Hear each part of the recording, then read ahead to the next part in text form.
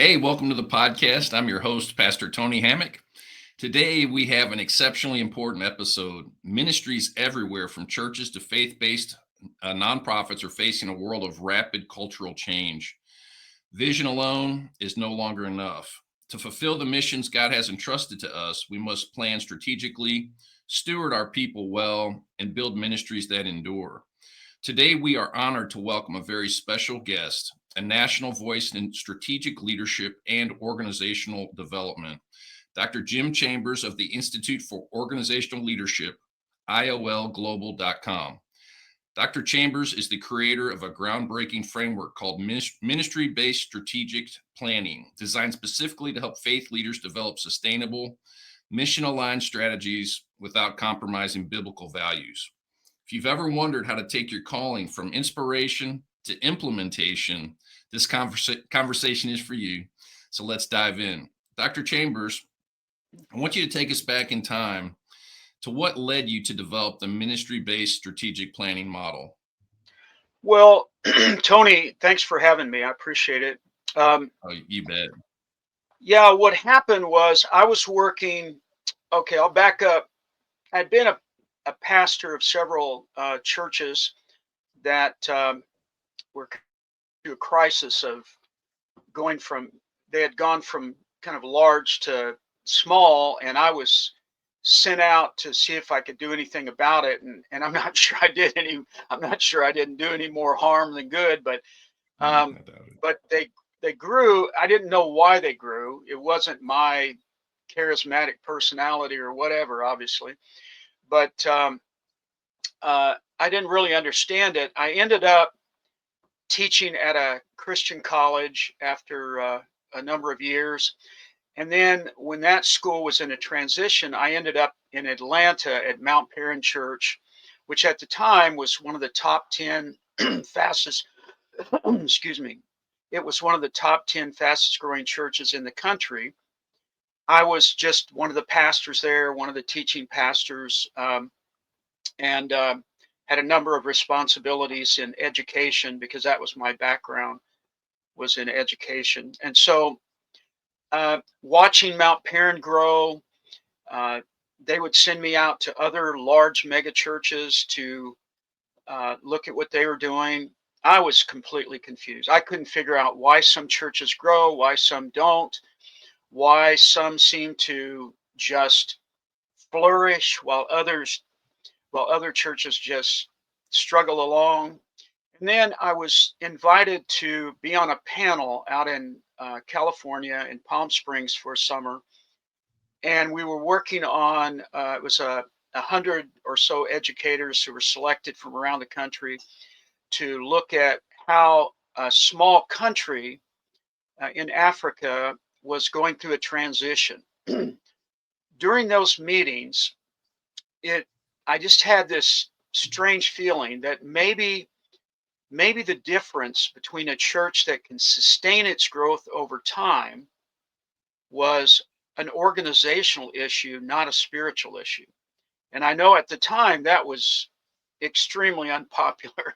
That was Especially in Africa, I a bet. very Yeah. secular view. You know, it's got to be a spiritual thing.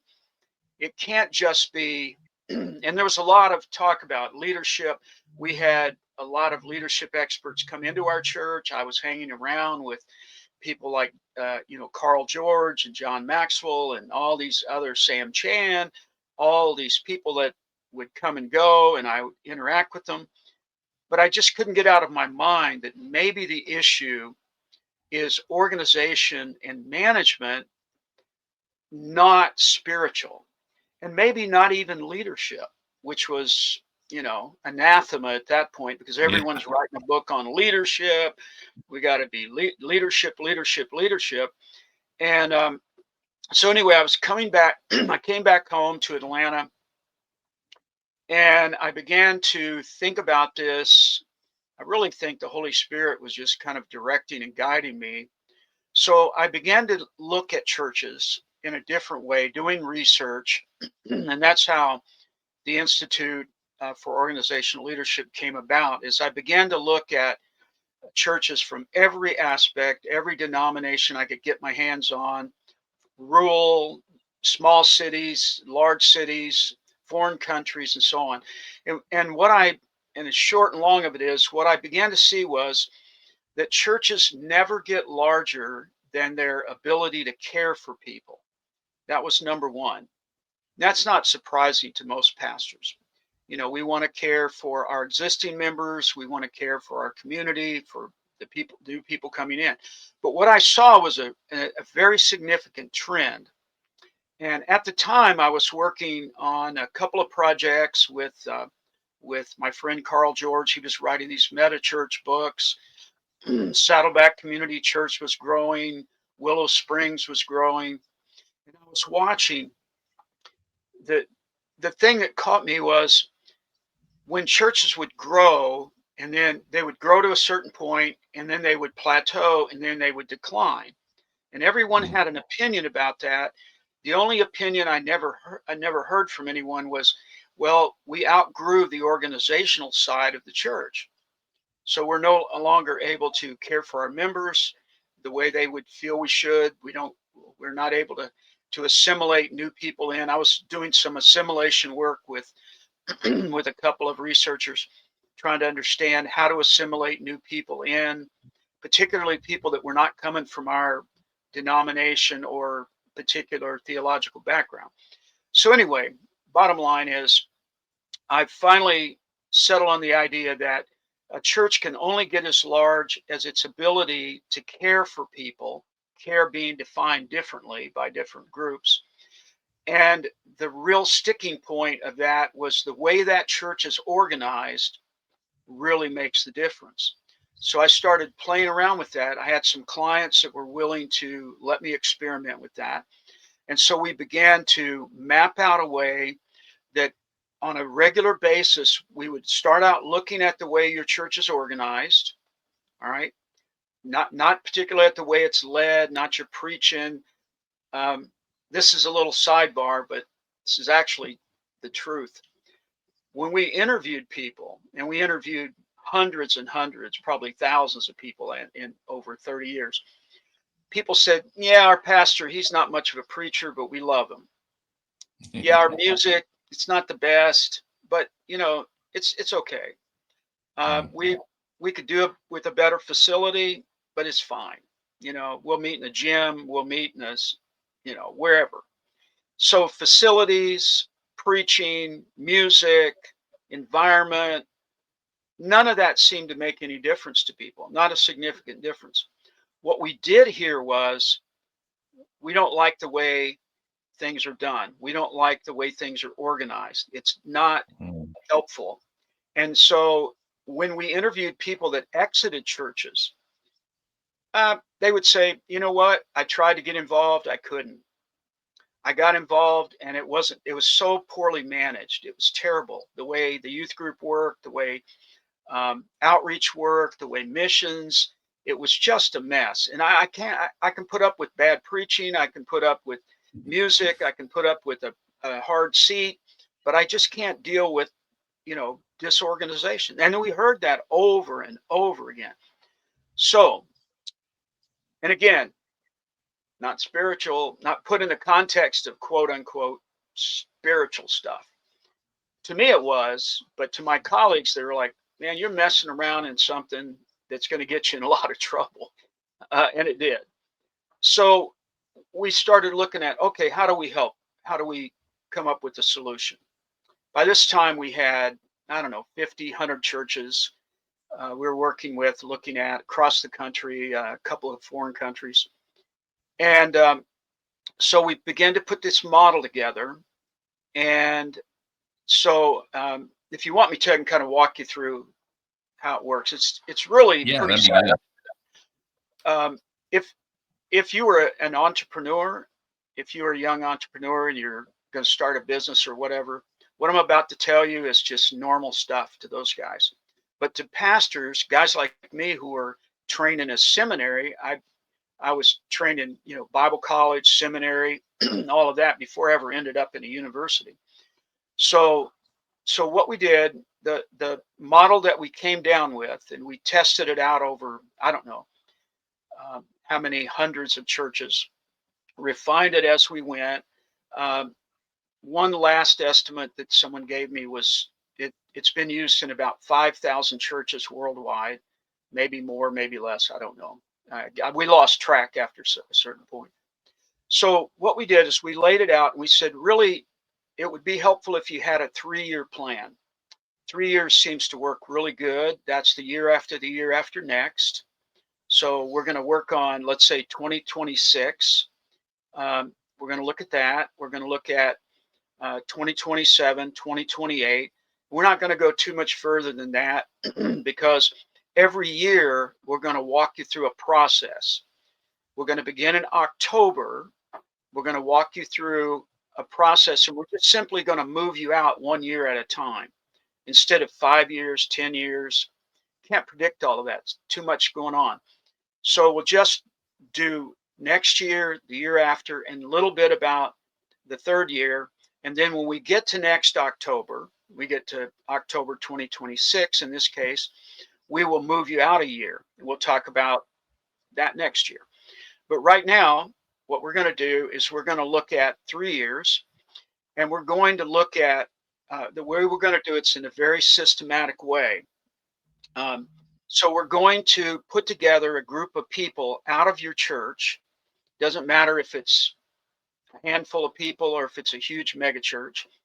We're going to put together some teams. So the whole thing is going to be team based. One of the things we learned early was top down vision casting does not work. It works to a point, but after a while, people just go, that's his vision. He didn't ask me. No one asked me my opinion. So, I may or may not go along with it, but I'm not going to be real enthused about it. I don't care how charismatic you are. Some of our clients are some of the most charismatic preachers in the world. It doesn't really matter. When you talk to the rank and file people, they're like, he always has a good vision going forward. If you ask them, well, is that your vision? They're like, not really, but I'm going to go with it. So that's not what you want to hear from people Right. who are supporting what you're doing, right?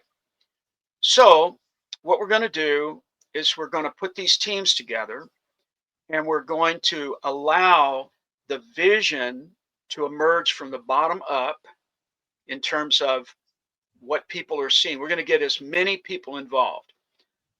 Give you one example. There's a large Baptist church in Charlotte, North Carolina. There are a lot of large Baptist churches in North Carolina. This one was in Charlotte. They had 33 committees going on. They had been plateaued for quite some time, quite a few years.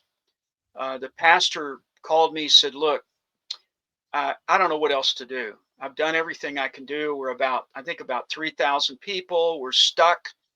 Some of the folks want to build a new $25 million sanctuary.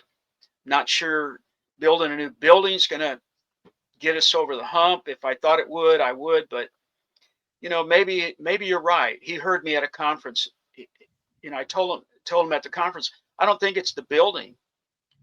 I think it's the lack of business, the lack of organization, and the lack of an organizational vision that engages people. So I went up there, I took a look at it. A couple years later, they were hitting 5,000. They had no committees. They only had 3 teams that were running the church at that point, 3 high-level teams and about 25 teams independently, kind of interactive working teams. From what I understand, the church is well past 10,000 now. Wow. And his thing to me, and his thing was, we just didn't realize that the way we were organized was what had stopped us for so long. It wasn't, our Baptist background. It wasn't our location. It wasn't our facility. It wasn't our staffing. It wasn't our lack of vision for the community. We're very engaged. It was how we're organized. Now, here's the catch to all this. If you're organized for 3,000 people, that's what you're going to stop at. If you're organized for 500 people, you're going to do great up to 500. You're not going to get to 600. You'll go to 600, 700, then you'll default back to 500. So it's like it's like my coffee cup. You're only going to get enough in here, and then it's just going to run over, because the organizational systems, strategies, and structures that make this church run have a limitation. And when it reaches its limit, it's going to default back to its level again. So in this particular church, at 3,000, that's all they could do. As hard as they work harder, they'd work longer, they'd try different strategies, bring in specialists, do whatever, ramp up the music, get a fog machine, do something. Yeah. Um, Yeah. they get up to, 3,500, 3,800. The next year, they're back down to 28, 29.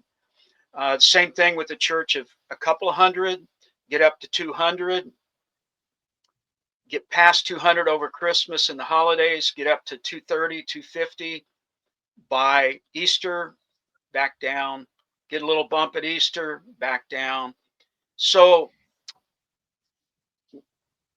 that, to me, I started to realize it really is the organization. When we change things organizationally, you go to, if you're 200, you go to 250, stay there a while, do a little adjustment, go to 300, stay there, go to 350. Pretty soon you're at 500, then you're at 800. So anyway, that's my argument, that I think it's the organization side. On some of the nuts and bolts of that, I've heard, I'm not a very strategic guy myself. I'm not a very good planner. I tease about the fog machines, and stuff like that, Right. but I tend to fly by the seat of my pants a lot, which I think after talking to you, I'm gonna have to really change all that. But No, you could stay the same. Just the people running the church need to change. I get some good staffing going. But I've always heard that if people pull into your parking lot and it's 80% full, they'll immediately subconsciously think there's no room for me here.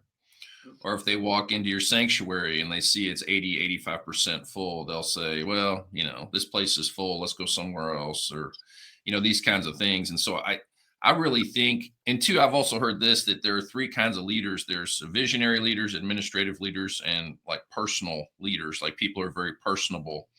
Mhm. And it seems like this administrative piece, if I don't mean to break it down so concisely, but this administrative thing you're talking about is incredibly valuable if you want your church to grow. And I'm thinking about the parable of Jesus, where he talked about the mustard seed becomes the largest of garden plants. He Right. talks about how the birds come and they have a place to perch. And so I think what you're talking about is you're creating an environment in a church where people have a place to land, people have a place to stick, they have a place to flourish, grow, function. And if those places are all full or those places are non-existent, people just tend to fizzle out, move on, Right. go do something else. Yeah, and if so, let me clarify one of the things that I really believe this after all these years. We started this thing in about 90. I started working on about 91. So that tells you about how long my brain's been going at this. So from a consultative point of view, I don't care what kind of leader you are. You're relatively irrelevant in my point of view. Now, you can be. It's really refreshing, actually. No, Take a little pressure what off. I'm saying is your style, whatever, it don't really matter. Because if you look around the world, we have every kind of leader, every kind of pastor leading growing churches, from highly academic people. Um, Years ago, I was invited to go down to Florida, down to was it Coral Ridge? Uh, you could be highly academic, you could be funny, you could be, wear your skinny jeans and no socks. It doesn't matter, can wear a robe. From my point of view, that part of it is irrelevant. People are gonna, people really are going to come based on some other factors. The parking lot being over full, yeah, there's about 100 of those issues, but that's why you want to go to a team-driven model. And I'll go back to walking you through the the 4 stages in a second. But you know, if I pull into a parking lot, it's 85 or 90% full, and I get out of my car, or when I'm coming into the parking lot, I've got guys and gals out there with vests on, fighting, and I've got a parking spot for me because I'm going to show up a little bit late if I'm, you know, a visitor or right on time. And somebody comes over. Today it's raining here where I'm at. Somebody comes over with an umbrella and says, "Hey, let me help you get those kids out of the car," and holds an umbrella for my wife. And we get out of the car and they escort us over to where we're going, and then they pass us off to someone else. And those people help us to find a seat so that we're not looking stupid as we walk into a sanctuary full of people and don't know what to do, because it takes time to adjust. But they already got that worked out for me. And I've been greeted 3 or 4 times by the time I get to my seat, and nobody embarrasses me. They just slip me on in there, get the kids to where they need to go, et cetera, et cetera. I don't care if you're 110% full. I don't care if I have to park half a mile away and a guy takes me in a golf cart. If you're organized to expect me to be there and to take care of me when I'm there, that whole argument goes out the window. What you don't want is for me to show up in the parking lot and it's raining and nobody's there to help me get the kids out of the car, and my wife's getting her hair wet and we forgot to bring the umbrella, and nobody greets us, and we're going into a strange building. We don't know which door to go in. And when we finally get in there, the kids are starting to get fussy and we don't know what to do. And no one's there to greet us because the service has already started. And we're going to be embarrassed to get in a seat because the only chairs left are in the wrong place. That's what Front. drives people crazy, right? Yeah. But if you get out of that car and somebody's there and they say, "Hey, glad you're here. Let me get this. Let me help you get in. Here's where you go. You hand me off to the next person, to the next person." Now, what happens in that kind of thing too is you look, I don't want to go to church and sit and listen to you. I don't care how good you are. What I want to do is go to church and get involved in something. This is what people have told us for years. Preachers come and go. Preaching is good. I mean, we all love the word. I've been teaching, all these years, and I love it. And but here's the thing: what I want to really do is get involved. I want to do something. But when I go to most churches, there's nothing to do. There's nothing for me to plug in. Um, it's very difficult. You have to be there. You have to join. You have to do all these things before you ever get into some kind of a position to be able to get involved. And in the meantime, I'm just sitting there thinking, God, you're telling me as a pastor, I need to get involved in the kingdom, but there's barriers all around me. I can't get involved in anything here because, first of all, there's not a lot of places to get involved. And even if I do get involved, it's so disorganized. And, Sister Holy Betty is controlling everything. And I can't, no offense to Sister Betty, Someone but named Betty. Yeah, someone named Betty. Yeah.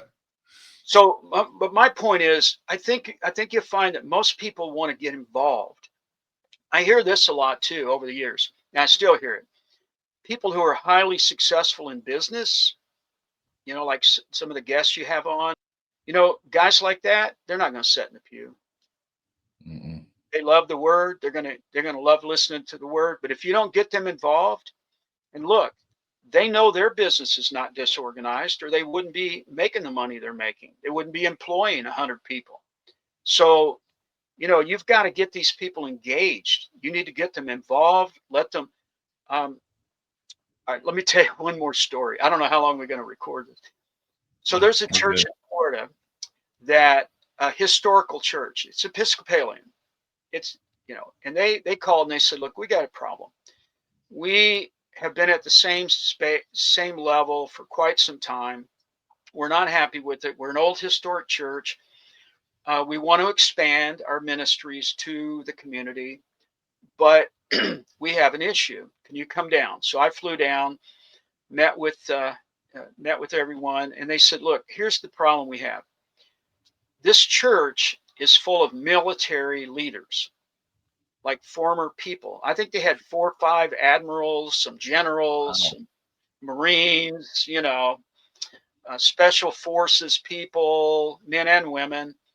And um, when I looked at it, about the only real position besides maybe playing the organ, doing a little youth ministry or something, was handing out bulletins. So on the Sunday that I went, I like to go anonymously, actually, and just show up. Yeah. A former admiral in the Navy was handing out bulletins. That's his job. Wow, that's a real exciting thing. Yeah, tough job for an admiral. Right, the guy used to handle a fleet of ships, Yeah, national he's in. security, Yeah. and now the best you can do is hand out a bulletin to visitors. So we Wow. took a real close look at it, and I said to the pastor involved, I said, "Here's what I think the issue is. You don't have any problems big enough to solve, right?" Because That's he was good news. about to leave. He was saying, "Look, all I get is grumbling, complaining. You know, nobody's happy." And I said, "Well, the problem is you don't have any problems big enough to solve. Handing out bulletins, cleaning up after the service, picking up the parking lot. What what kind of problem is that? What you need to do is create some serious problems, things that cannot be solved." So he said, "Well, we do have one situation. We were going to buy this property next to us, but the lady said it'd be a cold day in hell before this church ever got their hands on it because she's Baptist and you're Episcopalian." That's a problem. Yeah, We that's a have good one. another property. We have a property in another community. People have tried to start churches in that community before. Every one of them has failed. And they finally said there's no reason to start a church down there because they don't want a church. There's never going to be a church down there. Retirement community. That's a problem. Yeah. They needed to raise, I think, around 20 million for something they wanted to do for missions. They couldn't raise a couple thousand. That's a problem. So we created, well, we didn't create them, they were there. We unearthed 5 problems that could not be solved. Mm. And when we did our vision casting, which I'll explain in a minute, he was shaken. I mean, he was literally shaken. And I showed it. He goes, "You got to show up and sit with me because I don't know. I've never done this." Highly educated guy. Never, I don't even know what I'm going to do. I said, "All right, we've scripted it all out." He got up and he said, "Look, I would love to say we got a great vision going forward, but after working with Dr. Chambers and his team, we're not going to be able to do it. This is the vision casting meeting. All the leadership of the church is there. The whole place is full. I just want to apologize. We're just not going to do it. We can't get it done. We're just going to have to tread water." And so here are the 5 things that are impossible. We can't get the property to expand because this precious lady is never going to sell to us. We're Episcopalians, we're of the devil. We're not going to get the property. Right. This community doesn't want a church. They've said that over and over to everybody. No one can go in there. Not even the Pentecostals can get through there. So, we need to just take that off the books. All right. This missions project has been failing for a while. Let's just eliminate it. We're not going to, it's impossible. Let's just let that go. And so on and so on. All right. Now, I don't want to offend your listeners. One guy stands up and he goes, "What the hell?" I just like, I thought, okay, about to have a riot here. He goes, "How much money? 20 million, 10 million? What?" He goes, "All right, look, I'll put up 3 or 4 million right now. And the rest of you need to pony up. We need to get this done, this missions thing." And within about a minute and a half, that was taken care of. The Wow. guy on the property, a guy stood up and said, "Well, you know what? It may be a cold day before we get that property, but there's going to be a cold day and we are going to get that property and I'm going to handle that." And another guy stood up and said, my wife and I will see that a church gets planted in that community. That will not stand. We will have a church down there, and we're going to handle it. And he said, how much do you think that's going to cost? And someone said, well, I think it's going to be maybe 4 or 5 million. And he goes, okay, well, I got that. Let's just get that done. That's not a problem. So all 5 of these big problems got solved in about 10 minutes, That's right? amazing. That is Why amazing. is that? Why is that? It's because these people sitting in the pew, if the biggest problem you have is getting the organ tuned up or handing out a bulletin or cleaning up the parking lot, I'm not going to get excited about that. That doesn't. I'm. I've been running a multi-level organization for years, thousands of employees. I've been in the military. I've been this, that, and the other, and getting excited about that. That's nothing. But you give me something I need to solve. You give me a big issue that only God can do. I'm on it, and I've seen that over and over and over again. All right, let me back up and show you what we do. So we go, Okay. going to put some teams together to start out. Number one, external environment. We're going to look, we're going to put a group of people together, and we're going to say, and we have a process for it. We're going to show them how to do it. If they don't know, if they do know, we'll let them do it. I want to know everything I can find out about this community, all the demographics, psychographics. I want to know every single thing I can know about this community or the target communities where you want to go. All right. And we're going to do all that data research. And I'm going to need, depending on the size of church, anywhere from 10 to 25 people are going to do this work. And then we're going to put together an internal team, and they're going to look at the way you do everything. Every single thing in your church is going to get a microscope, and they're going to ask, well, why are we doing it that way? Is it working? Is it not working? You know, and so there's, again, 10 to 25 people, maybe more if it's a big church. I want these people to work. They'll have internal audit sheets. I want them to interview everybody they can get their hands on. What do you think's working in our church? What do you think's not working? How should we do it? They're going to ask a series of strategic questions, and they're going to record those. So it's an internal audit, basically. Then we're going to have a prayer team. We're going to have a group of people that are going to, same kind of group, they're going to be tasked with designing and developing a 3-year long prayer strategy. Because I totally believe that if, without prayer, without seeking the Lord for direction on this isn't going to work. So they're going to be working on a church-wide, sometimes community-wide, sometimes country-wide prayer program that's going to guide and direct you and uphold you as you go forward. And then you're going to lead a team, a vision team, that's going to look out 3 years, asking the question, what has to happen? What has to happen over the next 3 years for us to be happy with the progress of this ministry? And the way we're going to do that is we're going to come in at every 5 or 6 weeks. 6 is usually pretty good. And we're going to sit in the back. You and I are going to sit in the back of the room, and we're going to listen to all these different people give their reports. They're going to tell us about the community, this, that, and the other. They're going to tell us about what's working, what's not working, how visitors feel, how the old guard feels, how things are happening. They're going to tell us. We're not going to tell them anything at all. Then the prayer team, they're going to have met with you. They're going to be working on that. They're going to start to, and so over time, and then your team's going to get up and they're going to share what they're working on. There's a whole set of tasks that they're going to be working on. And so every 6 weeks, let's say, and there may be other teams, there may be missions, there may be a building committee, there may be any number of things, could be however many. We're going to sit in the back and we're going to listen to all these people talk. We're going to do that 5 different times over a period of months.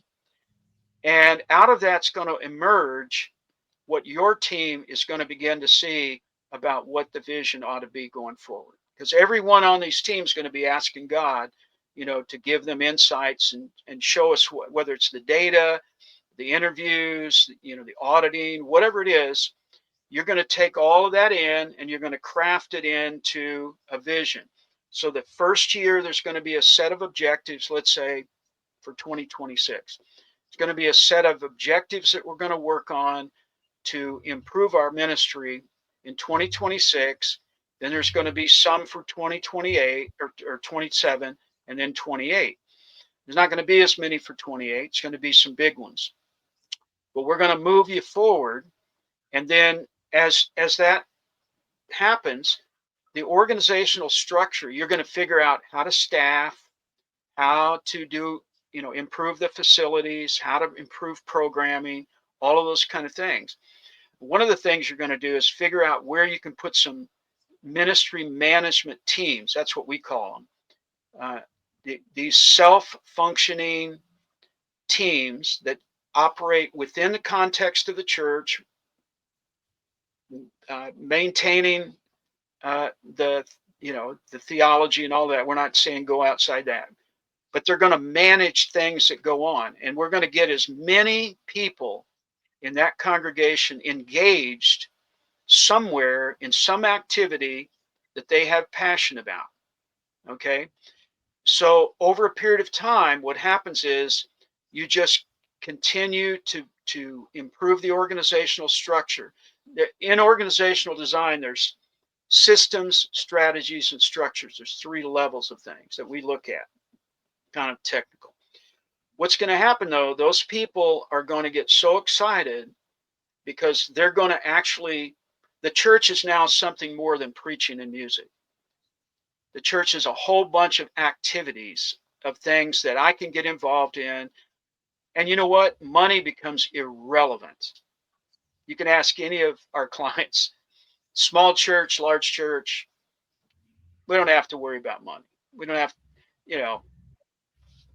because if Bob over here, who's retired from the railroad and has a pension plus his Social Security, owns his house, he's over here thinking, I might go on a vacation, I might do this and that. But now Bob is involved in helping men be better men, helping some of these young Gen Zs and so on learn what it means to manage a family and be committed to his wife.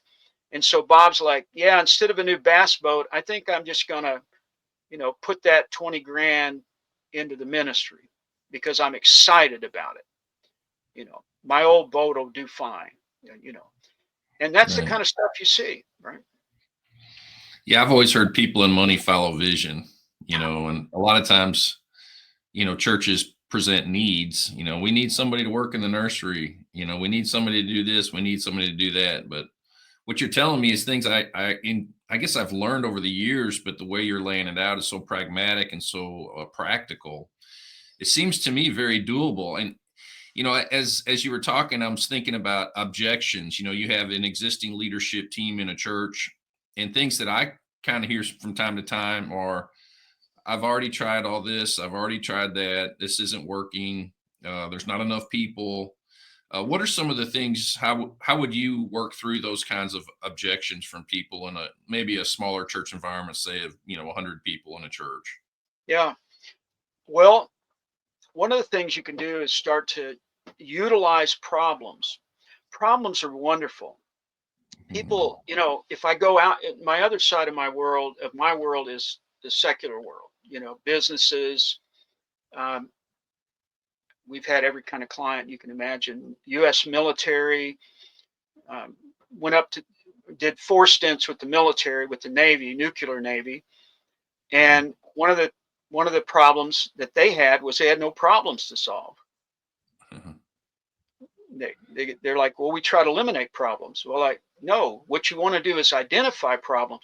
People love solving problems. I know it Mhm. sounds counterintuitive, like you're supposed to be the leader, you're supposed to have a solution.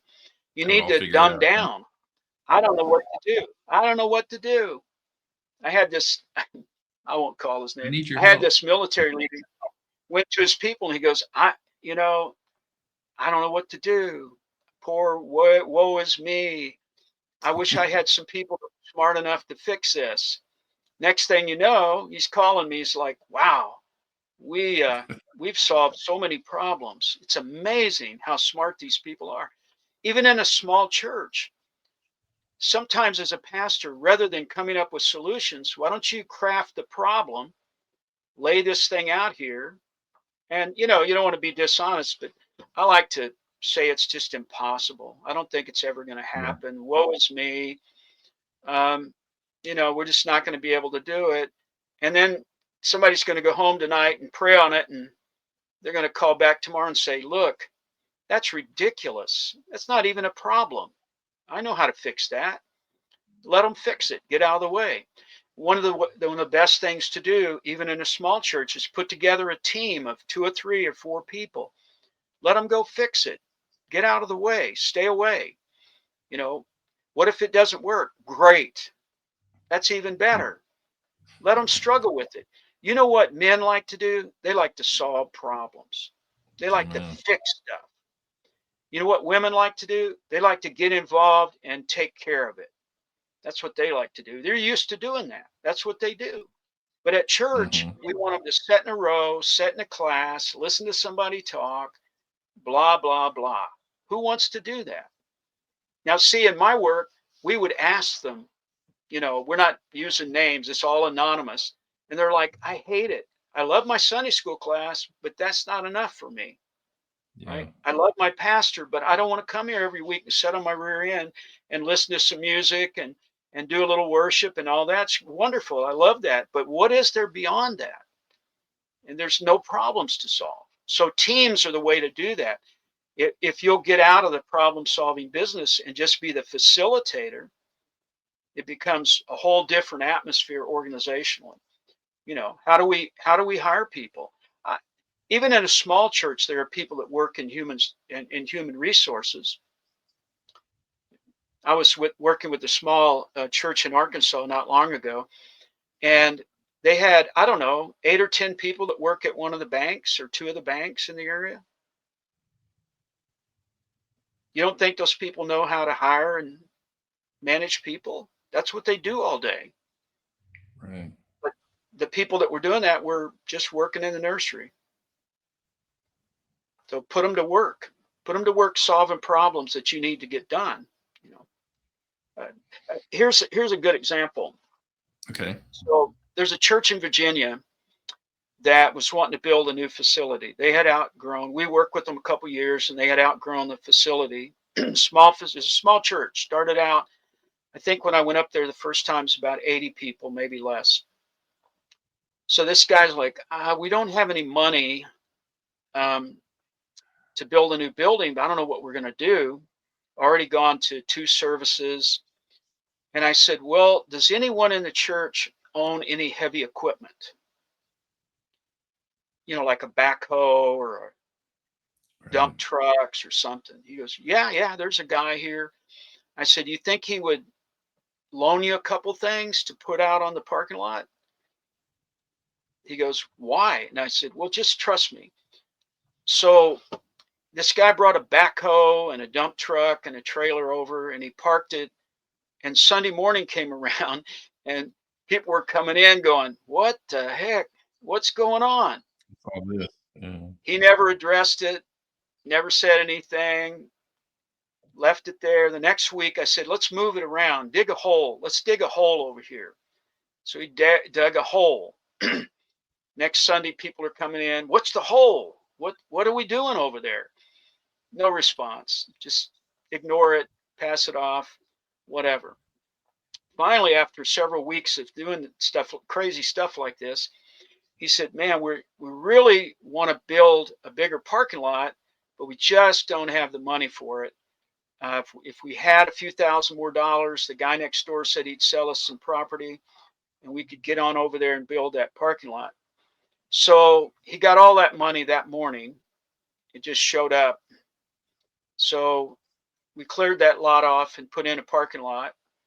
And then a few weeks later, he said, well, if we had this other couple of lots in the back, we could build on back there and put a gymnasium. that money mysteriously showed up. Mhm. And so they bought more property. They ended up with 30 acres of property and continue to build on it. And and I'm just using that example is it was as easy as getting started with it, right? We have a problem, we need a solution. And it was a good enough solution that people began to pony up and say, yeah, let's do it. Let's get out there and do it. Let's spread some gravel. There's always a bunch of old crotchety men that I'd rather have on the parking lot doing something than sitting in front of me scowling at me when I'm trying to preach. No Yeah, offense that's a to all. good one. Right, No offense to crotchety old men, right? right, right. Well, like, I mean, let's say you come across a pastor and he's maybe tired, feels stuck, maybe feels alone. How would you come in and kind of shoulder the feelings and responsibilities with that leader, get them going again, and get them maybe implementing some of these processes you're talking about? right. Yeah, I was that guy for a long time. So I know it's a lonely place, especially when you're trying to figure out one of the things that you got to think about is as ministers, we were not trained for this. We were trained in what the word says. We're trained, some of us in counseling, some of us in other things. But, you know, like in my case, I went to multiple degrees in Bible, theology, all of that. I served as a as a college professor, taught Greek, taught biblical history, all these kind of things. No one ever told me that I needed to go out and build an organization that does ministry. I'm doing the ministry. I spent all my training is technical training. Right. There's three kinds of work in the world. Let me just say this. So there's technical work, not technology, technical Right. work, getting stuff done. Right. Then there's management of people who get stuff done, and then there's leadership. So we train pastors to be technicians, preaching, teaching, counseling, praying, all of that. But then we throw them into the job of building an organization. Give them a John Maxwell book on leadership, 25 things you should know. Hopefully, you're going to get it. It's not enough. We don't Yeah. teach them seriously. It's not I know. enough. You don't know how to organize people to get stuff done. You didn't have a class on that. And so I think that's the main thing is to say to this guy, look, I understand you're worn out. The reason you're worn out is because you're doing the wrong work. You were never trained to do this work. And so you got to stop. If you're beating up on yourself, you got to stop. Okay. So, what you need is some help, some lessons on how to organize this thing. If it's 25 people, if it's 50 people, if it's 150 people. What we try to look at is, let's say you're a church of 150 people. Just take that one. That's pretty straightforward. You might go up a little more, a little down in the course of a year or two. What you need to do is, what if we organized it for 300 people? What if we had our mind on, we're just going to organize it for 300 people? That's all. We're not expecting 300 people. We're just going to do it and see what happens. What what what I do is get that guy's attention focused on the organizational side of it. Also, I would get him out of the way. He needs to go away. He needs to give people things to do and leave, because you're one of the biggest barriers to getting stuff done, because everybody wants to come and ask you what they ought to do. And you don't know what they ought to be doing. You don't know. You don't. So just admit, the first step to success is getting comfortable with your own ignorance. So you don't know what to do. Put some people in charge to tell them, figure out how to fix it, and then go away so they can't talk to you. You're not available. Not being available is one of the greatest leadership tools that you can ever have. The plumbing at the church is messed up. The pipes are frozen or whatever, but our pastor is not here. He's not available. So somebody, Bubba, has got to go over there and figure out how to do it.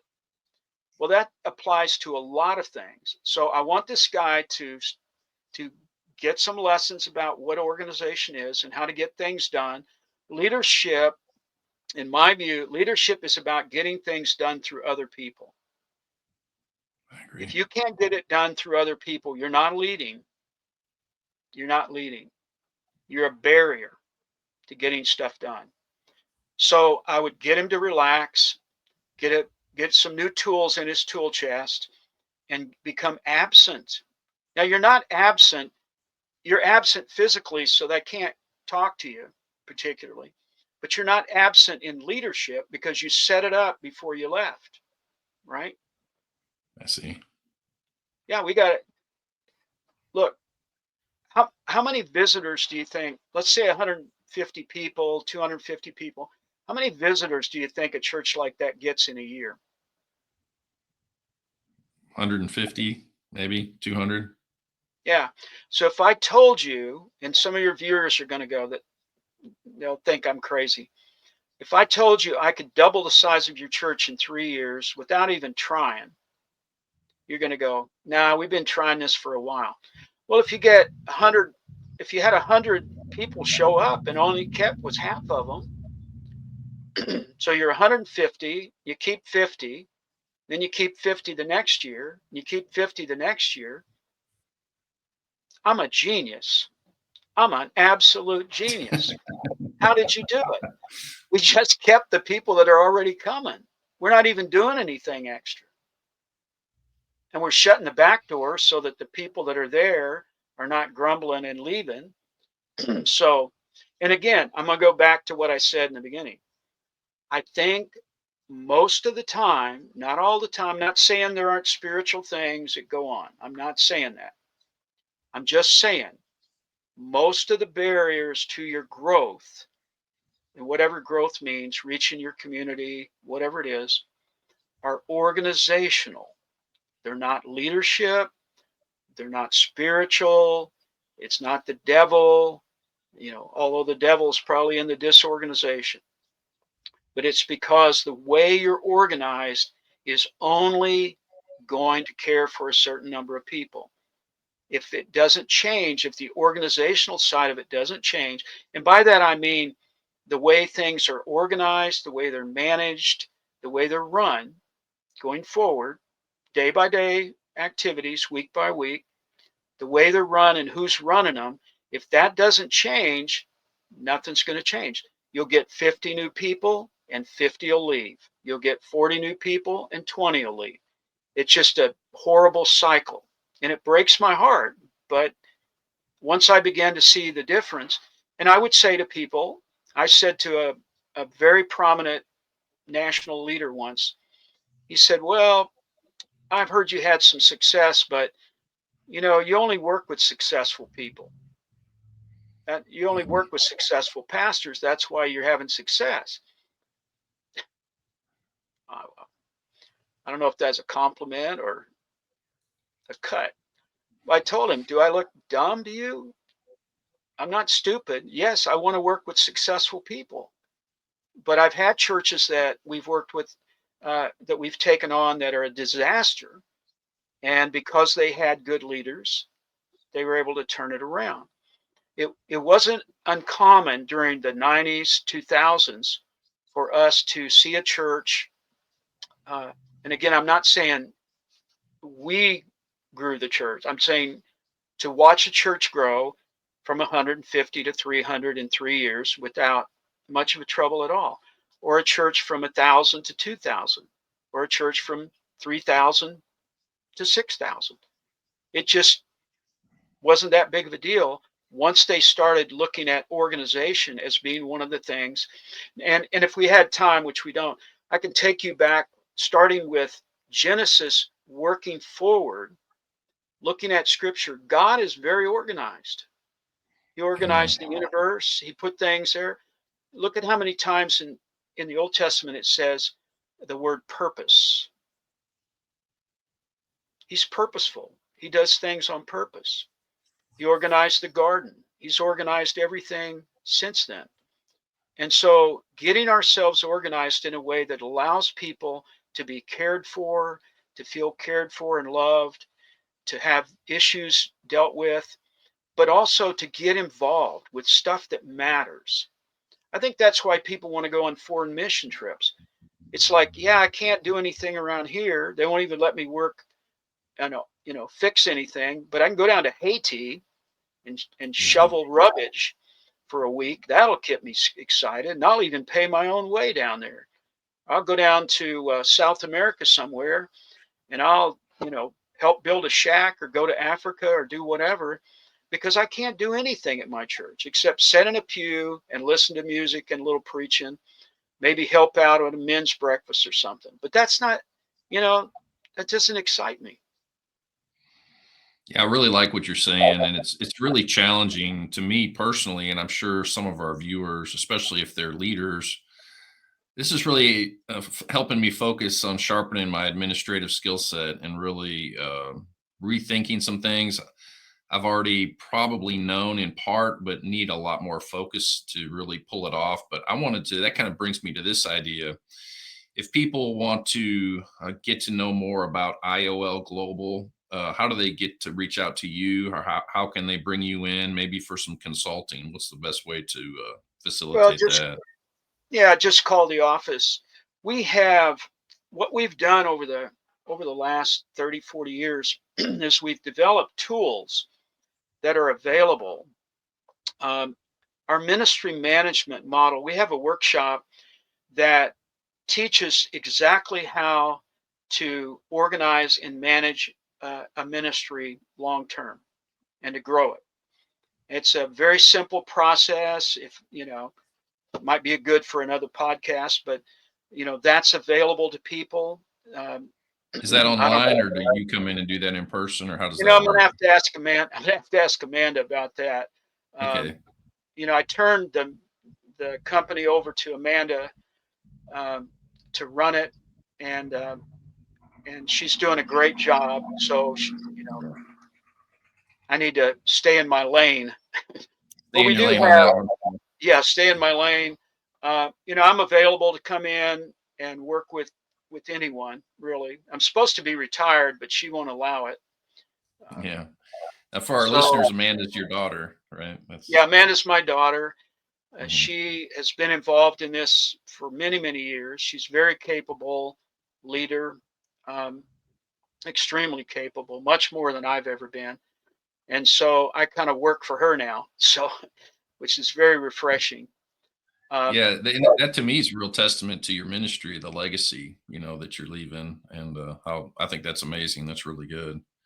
yeah, it's really a good feeling. I work for my son part of the time. That's why I'm out of town now. I'm up in Nebraska. I come up here. My son has several businesses and farms, and so I work for him part of the year. I love getting outside, doing all that. And then I Mhm. love working for Amanda. She's amazing. And she learned a lot of that leadership from her mother over the years. She was an amazing leader as well. And so it's just, proud dad working for her.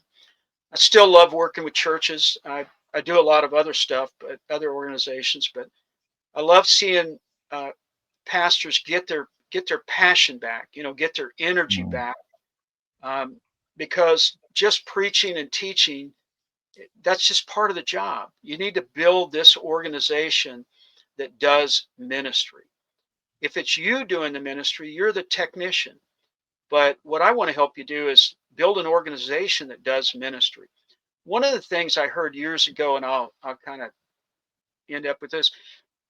These mega church pastors, you can't ever get a hold of them. Yeah. I worked in a church like that. I had many clients. If I called the names, you'd go, "Oh, wow, okay." Some of the largest churches in the world. Those guys are not available. You know why? Because they're working on the ministry. They're not working in the ministry all the time. They get up on Sunday or teaching a class or running a meeting. That's working in the ministry. What I want you to do is work on the ministry. Work on it like an organization. Work on that organization so that the people in it do the ministry. Isn't that what we're told to do? We're told to prepare people for works of ministry. Well, you can't do that if you're the bottleneck. So people would say, well, you can't ever get a hold of him. Oh, yeah, I know. Because he's working on the ministry while you're working in the ministry. And if no one's working on it, there's not going to be a lot of stuff to do in it. And so you need to make a leadership shift. Uh-oh. You have to make a shift of leadership.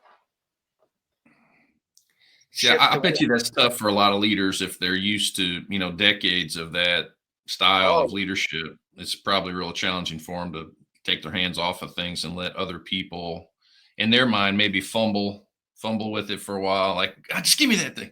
I used to have a friend. He was a bicycle mechanic, and I told him, I said, "Look, I've got a bicycle problem. I want you to make me fix it. Do not touch it. You just coach me and show me what to do. I want to do it so I can learn how to do this." And I would be fumbling around with a wrench or doing something. Just give me that. He would. I was like, "No, let me do it. I need to learn how to do this." Right, and But I that's think pastors need exactly. to think about that. Yeah. Yeah, and as a young pastor, I didn't want anybody to fail. Hmm. Hang on one second. I'm going to change something. Okay. Keep getting a message that something's going to crash. No, I didn't want anyone to fail. I wanted everything to work. And so later, as an educator, I realized the best way to teach people is to let them fail, let them struggle. Oh my gosh, they're Hmm. struggling with it. This whole business of helicopter moms, we got helicopter pastors. We don't want anybody to have any pain. We don't want anyone to struggle. We don't want anyone to run into a problem. We want to make it all smooth for them. No, let them struggle with it. The greatest rewards in your life were when you struggled, when you were in school, when you were learning new things. The greatest joy you ever had was stuff that did not come easily, right? You had to Right. work at it. You have to, we tell young people, you've got to go through some pain. You've got to struggle. You've got to figure it out. You can't, as a parent, you can't figure it out for them. Let them deal with it.